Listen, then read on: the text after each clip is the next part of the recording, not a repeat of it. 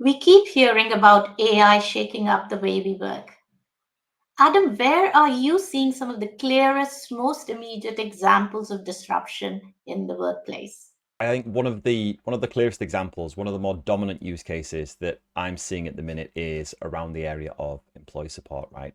If you think about what usually happens when something goes wrong at work, so maybe your laptop freezes, you get that blue screen, or you need to reset a password, maybe you're trying to update something in a HR system.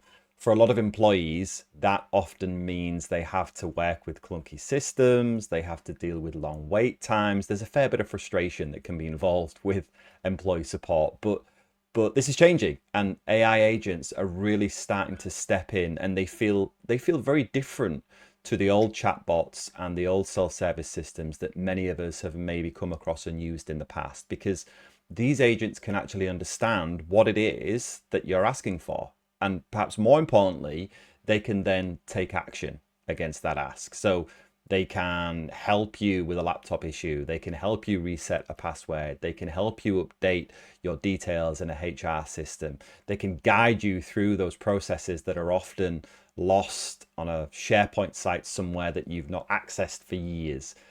And it feels very much more like you have this kind of helpful support colleague sat right beside you, as opposed to having to deal with these complexities and these frustrations that you maybe have done in the past.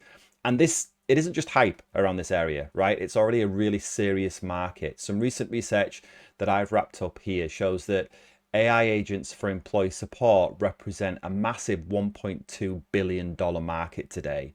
And it's an area that's scaling really fast. By 2027, we predict that more than half of all support interactions across large organizations are going to be handled by AI agents. And if you compare that to the less than 10% that are taking place today, you can really see just how quickly this space is moving.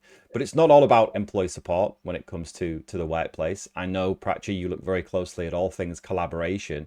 What are you seeing there when it comes to the impact of AI? We are seeing a lot of AI integration in the UC&C space, right? Both in the UCAS and CCAS market, growth is now primarily driven by AI enhancements. And we're seeing things like features and functionalities like automated summaries and action items, background noise removal, enhanced context aware search, AI assistants, avatars.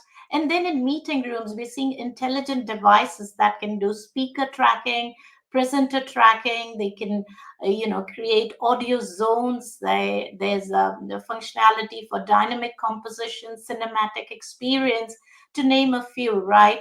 And as such, we expect this market to reach 55 billion in revenue by 2029, growing at a compound annual growth rate of 5%.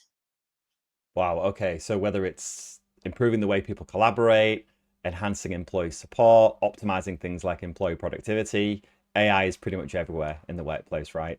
No, great. Thanks for the comments, Prachi. Thanks for watching, everyone. If you do want to learn more about any of these topics, please do feel free to reach out.